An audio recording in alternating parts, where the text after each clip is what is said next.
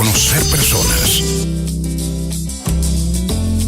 Es un gran día para conocer personas, compartir con esas personas lindas charlas y bueno, y hablar un poco de algunas cuestiones que muchas veces se tocan de oído, ¿no? En Argentina somos expertos en todos, muy dados a la todología y hablar de cosas que a veces tienen sus propias reglas, sus propias cuestiones y uno las aborda desde el bar, ¿no? Como suele ser el fútbol, como suele ser la psicología, como suele ser también la economía, ¿por qué no? Y para hablar un poco de eso, pero desde una visión más amigable, como nos proponemos siempre acá en Un Buen Día, nos visita un especialista, ¿no? Un licenciado en economía que se llama Gustavo Helguera, que bueno, obviamente tiene múltiples formaciones al respecto, ¿no? Es licenciado en economía, pero también tiene un MBA en negocios, bueno, y otras cosas más. Es columnista también de otros medios, ¿no? Entre los cuales está el diario La Capital y ON 24. Bueno, tiene su propia consultora que se llama Economía, ¿sí? Que tiene que ver con el análisis de los proyectos de inversión y también hacen asesoría económica financiera, pero que además es un apasionado de esta cuestión, ¿no? De la economía, sobre todo en el concepto que coincidimos plenamente desde acá, desde aportar herramientas.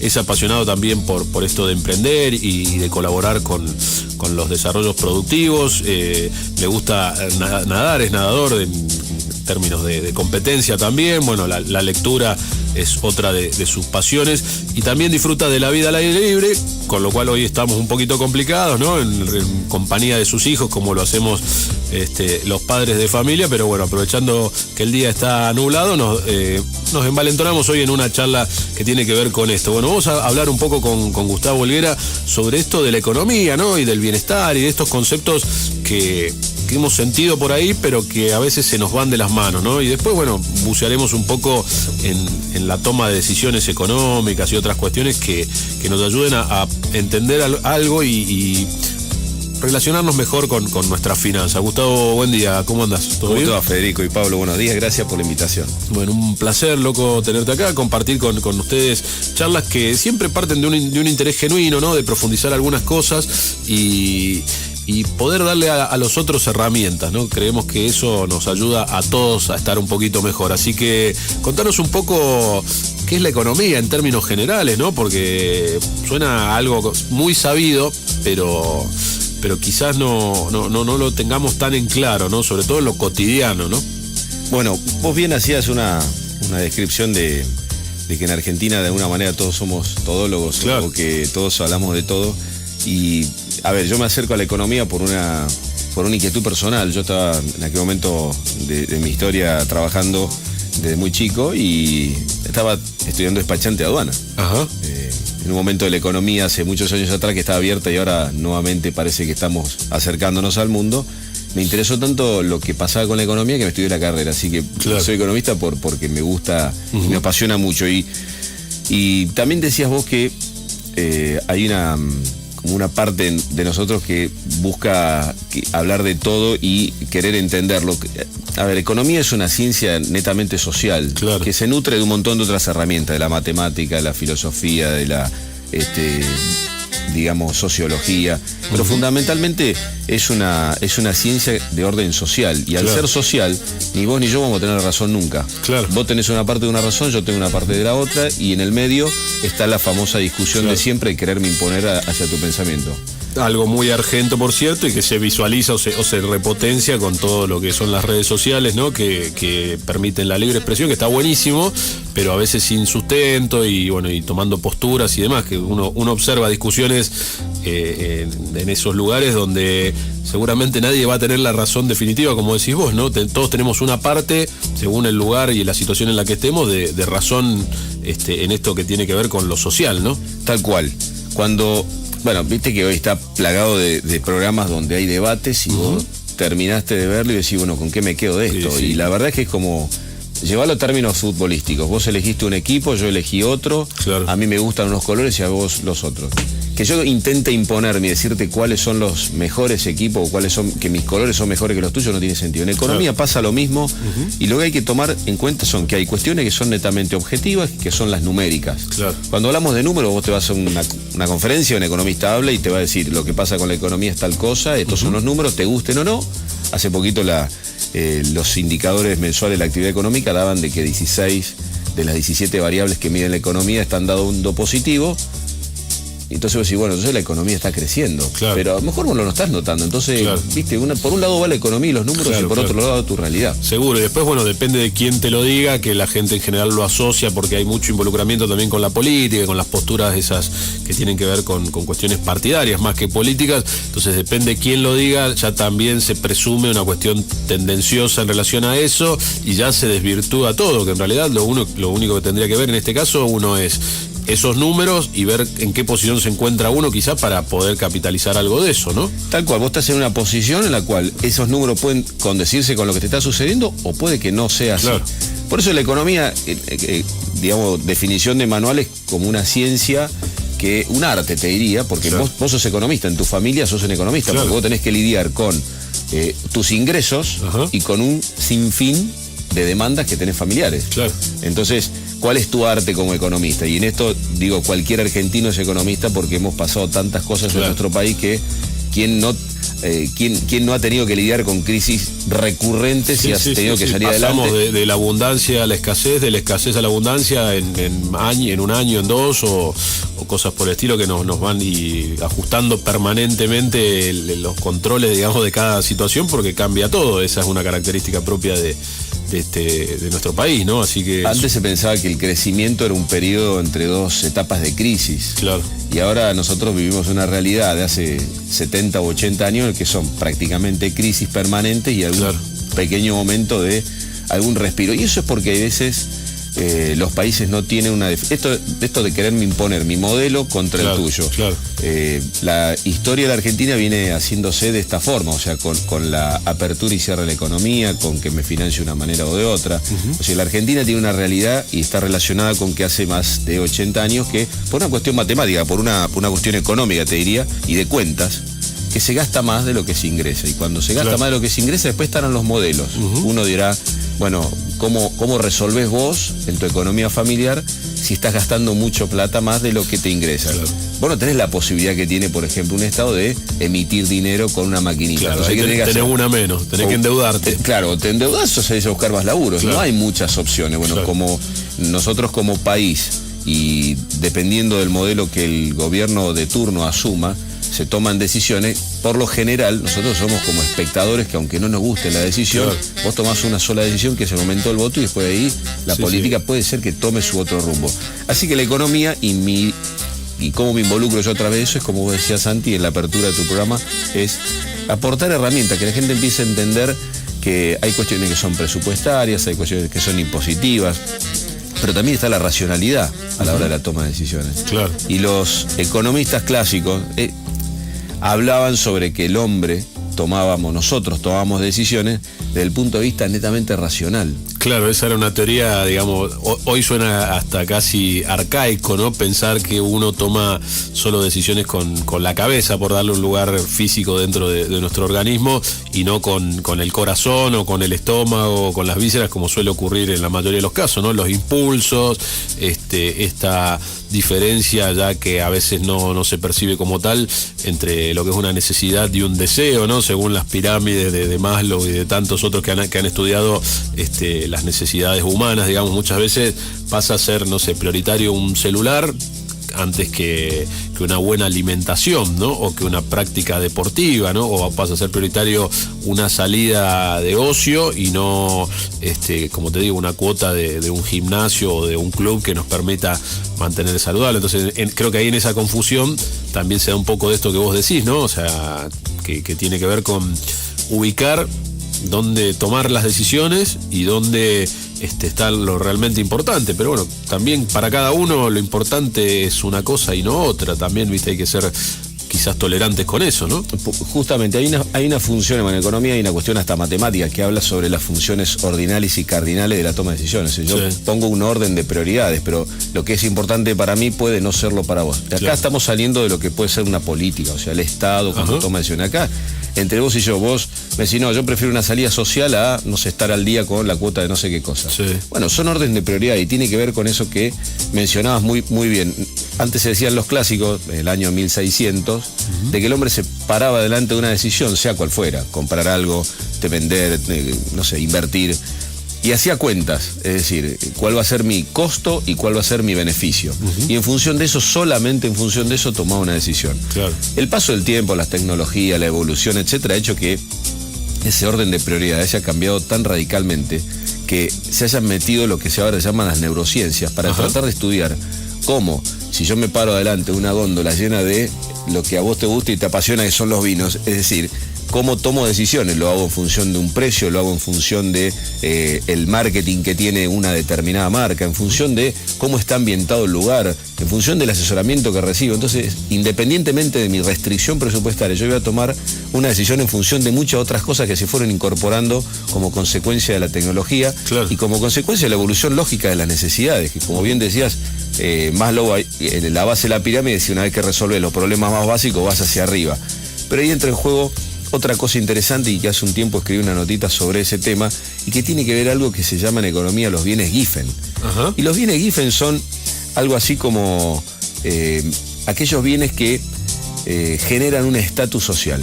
Son esos bienes que rompen la filosofía de la economía desde el punto que cuando aumenta el precio vos teóricamente demandás menos. Supongamos, no sé, hay un par de zapatillas que te gusta, se triplicó el precio y vos decís, bueno, no lo voy a comprar, voy a buscar algún otro par de zapatillas que resuelva la misma problemática que quiero resolver con este par, pero que esté más acotado a mi presupuesto. ¿Qué sucede con las carteras que muchas veces usan las mujeres que con un alto grado de glamour, llamémosle de esa manera, para no hablar de una marca en particular, pero esas carteras de color marrón con letras doradas que son un objeto de deseo? Esos bienes se llaman Giffen en economía. Y un bien Giffen significa que a pesar de que aumenta el precio, yo lo quiero más, lo deseo más. ¿Y por qué lo deseo más? Porque eso marca una diferencia con el que viene atrás. Yo puedo acceder y vos no podés acceder. Y en esas cosas es donde empezó la economía a repensar de que aquellos modelos viejos donde se tomaban decisiones ya no tienen que ver con una lógica matemática, sino con la cabeza, con las vísceras, con el corazón, con otros sentimientos que son movidos más que por la matemática pura, que era como se pensaba. Está bueno el concepto para replantearnos algunas cuestiones. Bueno, entran en juego muchas veces las teorías de la escasez, la pertenencia a un determinado estrato social. Hay muchos factores que seguramente inciden en todo esto. Creo que en definitiva también lo que se busca en términos generales, ¿no?, a nivel humano y social, como individuos que compartimos lugares y espacios y tenemos que convivir con los demás, es un poco en principio el bienestar individual, y también hay que buscar en algún punto el bienestar colectivo. Bueno, cuando hablas de bienestar social, es como que hemos confundido un poco la idea, y me refiero a esto porque bienestar social, bien entendido como definición también de manual, tiene que ver con cómo el Estado fue ganando espacios en brindarte y brindarnos, digamos, quizás la resolución a problemas que deberíamos también nosotros asumirlas como tal. Digo porque cuando vos tenés a alguien que te resuelva una problemática, probablemente empezás a dejar de tomar la iniciativa para resolverla. Y eso no quiero hacerlo largo de esto porque es un tema muy interesante. También te vuelvo a decir, es conceptual como casi todo lo que tiene economía, y vos tendrás tu definición sobre el tema y yo la mía, pero cuando el Estado se involucra mucho en la decisión de la economía, en la resolución de temas que tienen que ver con lo que no es especialista el Estado, es como que empieza a quitarte a vos un protagonismo, y ese protagonismo vos lo pagás con mucha gente excluida. Me refiero a esto con que si el Estado te resuelve una problemática de no producción pagándote que no lo hagas, definitivamente vos es como que naturalmente dejas de hacer algo por tu subsistencia. Entonces, el bienestar social, entendido como concepto, te vuelvo a decir, es lo que el Estado se mete en tu economía para resolverlo. En el año 1750, 1760, cuando el mundo empieza a trabajar sobre la revolución industrial, deciden dejar de lado ese modelo de bienestar, decide el empresario, el particular, el individual, la iniciativa privada, a tomar las riendas, si querés, de la economía, y el mundo civilizado o el mundo de alto rendimiento fue para un lado, y quizás algunos países en Sudamérica, dentro de los cuales nosotros estamos, seguimos ligados a un modelo en el cual el Estado tiene que resolver la problemática, que en otros países ya no es tema que se siga discutiendo. No se discute más, cada uno cumple su tarea, sigue su rol, hace lo que tiene que hacer, y acá, bueno, muchas veces que eso lo vemos, ¿no? En lo cotidiano, las personas están esperando esa solución dada por, en algunos casos, por algún patriarca, ¿no? Ha sido algo que ha funcionado también en distintos momentos históricos, pero digo en términos más sencillos, como que estamos siempre esperando que otro nos resuelva las cosas, cuando en realidad tenemos el pleno poder de adaptarnos a esas circunstancias y resolverlos, ¿no? Y ser la solución a nuestro problema, y no que eso venga dado por alguien que, si uno lo piensa también en términos pragmáticos, quizás no le importemos tanto, ¿no? Bueno, fíjate vos que es llamativo que los países sudamericanos, fundamentalmente, hemos casi a lo largo de toda nuestra historia como civilización, hemos estado atados a modelos paternalistas y muy fuertemente arraigados a la figura de un ícono más que de un modelo, de un ícono de una persona o una personalidad que ha llevado adelante el desarrollo o la falta de él. Sí. Porque también pensemos que hay países que lo tenemos muy cerquita, que han tenido también figuras muy fuertes, pero que esas figuras muy fuertes en el momento se corrieron, y lo que emergió fue un diseño de país que, independientemente de quiénes son los que siguen en el poder, el modelo de país es tan fuerte que marcó una línea, y a partir de ahí el crecimiento se vino dando en forma permanente. Te hablo de estos países como Chile, te hablo de países como Perú, países como Uruguay, que es tan chico, tan grande como una provincia nuestra, y sin embargo nos lleva años luz en materia de desarrollo. Y Argentina, que tiene tanta potencialidad, está en la discusión de si Newell's Central o River y Boca. Entonces digo, ¿cuánto tiempo se pierde? Y fíjate que los países adelantados, te vuelvo a decir, desde el año 1750, 1760 dejaron atrás esta discusión. Para cerrarte el comentario, se ha buscado medir de alguna manera el índice de desarrollo humano. Esto lo hace el Programa de Naciones Unidas para el Desarrollo, y mide cuáles son los logros en los cuales, porque vos tenés que medir objetivamente cómo un país es o no desarrolló en función de algunas variables, porque podemos decir nosotros tenemos las mejores tierras, el mejor clima y demás, pero si la realidad la vemos en la calle distinta, entonces se busca. Por eso te decía que hay que mechar en la economía indicadores con percepciones, indicadores con realidades, porque no te puedes llevar por una ni solamente por la otra. Entonces, cuando hablamos de desarrollo humano, estamos hablando de cómo estamos en relación al mundo con una vida saludable, con los conocimientos que tenemos sobre las problemáticas, cómo nos formamos en los distintos estadios de la formación primaria, secundaria, el nivel digno de vida que tenemos, la esperanza de vida al nacer, la escolaridad, como te decía, la riqueza. Y cuando hablamos de riqueza, no es lo que produce todo el país, sino que producimos dividido la cantidad que somos, porque ahí vas a ver que si el país produce 100, pero si lo dividís por la cantidad de personas que somos, cada uno de nosotros produce 0,0 tanto y el mundo produce 1 y pico por persona, quiere decir que la diferencia es muy grande. Más allá de que el país en términos absolutos esté mostrando un número que empieza a dar algunas señales de que la economía se recupera. Hay un gran trabajo por hacer, pero en lo personal creo que se empezó a encontrar un rumbo, ojalá que se sostenga, pero creo que lo más importante de esto es que, como empezamos la charla, cuando uno gasta más de lo que genera, hay que hacer ajustes, y esos ajustes no significan siempre dolor. Lo que hay veces estamos acostumbrados que ese ajuste y ese dolor siempre lo paga vos y yo, que somos los que pagamos los impuestos.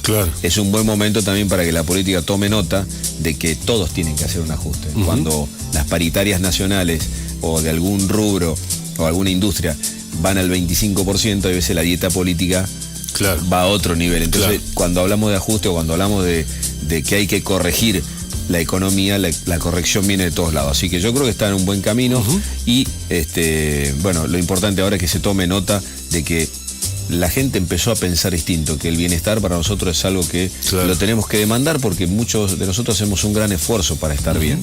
Y bueno, es una... Sí, ser un poco más activos y responsables en esto de hacer los reclamos pertinentes donde hay que hacerlos, pensar y capitalizar ese momento tan importante que es la toma de decisión, que tampoco nos exige tanto, ¿no? De estar atentos y seguir un proyecto y un programa que piense un poco en todos, no solo en los intereses que uno pueda llegar a tener.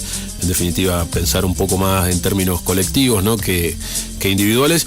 Y desde acá siempre somos partidarios y bueno, dejamos también la inquietud planteada para quizás nuevas charlas y hablar a futuro de cómo uno lo puede resolver en lo inmediato, en lo cotidiano, ¿no?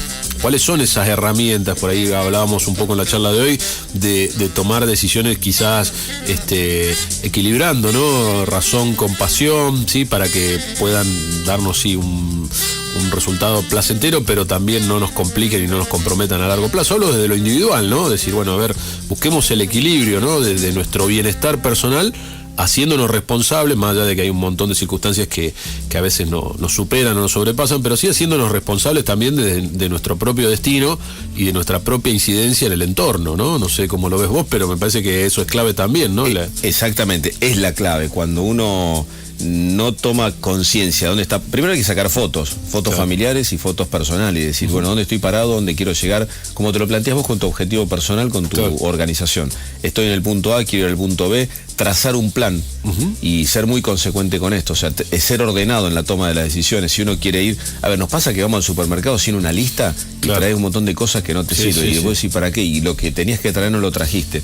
Me pasa habitualmente. Entonces claro, vos decís, ¿cómo empiezo a ordenar esas cosas que son las que vos podés tomar la decisión, pero que está relacionada con el ámbito de tu intimidad, digamos? Porque hay cosas que vos no vas a poder cambiar, que es el entorno exógeno o derivado de conductas que no tienen que ver con vos. Pero la que claro, tienen que ver con vos es un momento en el cual siempre es un momento. Pero hay veces cuando hay algo de bonanza económica, uno tira la tarjeta, por ejemplo, y empieza a generar gastos. Sí, no está mal darse un gusto, no está mal después de tanto esfuerzo premiarse y demás, pero sí pensar un poco y que eso se convierta en un hábito más que pensar. Tampoco uno va a estar todo el día sacando cuentas, digamos, pero hay un momento en el que quizás sí convenga hacerlo para no tener que hacerlo o padecerlo después. Creo que ahí está también el punto de equilibrio, ¿no? Lo que por ahí en términos de marketing y demás se conoce como el blink, ¿no? La decisión en un parpadeo. Sí, pero para decidir en un parpadeo tenés que estar provisto de otros esquemas de pensamiento anteriores que te llevan a esa capacidad de decidir en un instante. Bueno, acá es más o menos lo mismo, ¿no?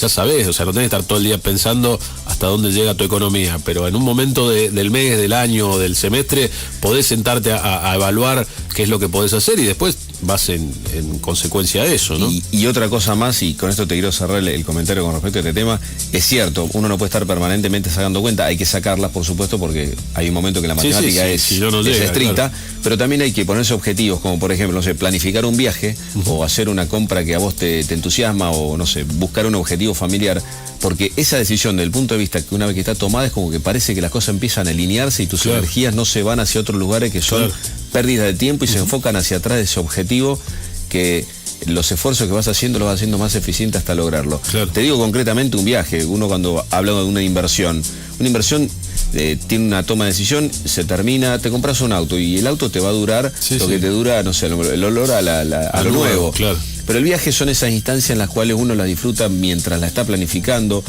mientras está viajando, cuando volvió de viaje, y esa experiencia es la que después finalmente te perdura por años, porque hay cosas que no tienen que ver con el gasto económico. El famoso te lo llevas a la tumba, lo que viajás, o es la mejor inversión en términos populares que se expresa, pero sí, yo creo que también si vos no tenés un objetivo y si no tenés un objetivo claro, difícilmente puedas saber si lo alcanzaste.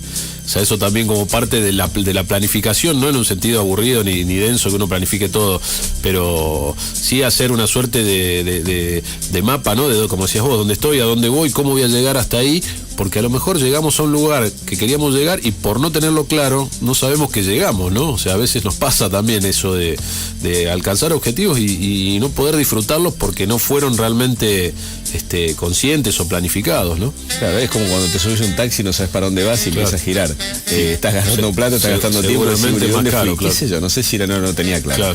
Bueno, eso pasa. Para que no nos pase eso, vamos a tratar de seguir aportando herramientas. Bueno, Gustavo, te invitamos a volver cuando puedas y compartir con la gente esto de dar herramientas para el día a día, ¿no? Para enfocar las cosas desde lo simple, desde lo cotidiano, y que cada uno pueda mejorar su entorno con su accionar, con su propia responsabilidad, y dejar de esperar que otros no solucionen las cosas, ¿no? Activando un poco desde lo individual que en consecuencia va a aportar un beneficio general para todos, ¿no? Si yo estoy bien conmigo, voy a poder estar bien con los demás. Si no estoy bien conmigo, se va a complicar la relación. No puedes derramar nada si lo tuyo no está completo. Entonces, lo primero que hay que hacer es tomar la iniciativa, resolver nuestras cuestiones y a partir de ahí, no olvidarse que hay un montón de gente que necesita y como es fundamental o eje de este programa es aportar herramientas, así que todo lo que pueda hacer de mi lado, cuenten y desde ya muchas gracias por la invitación.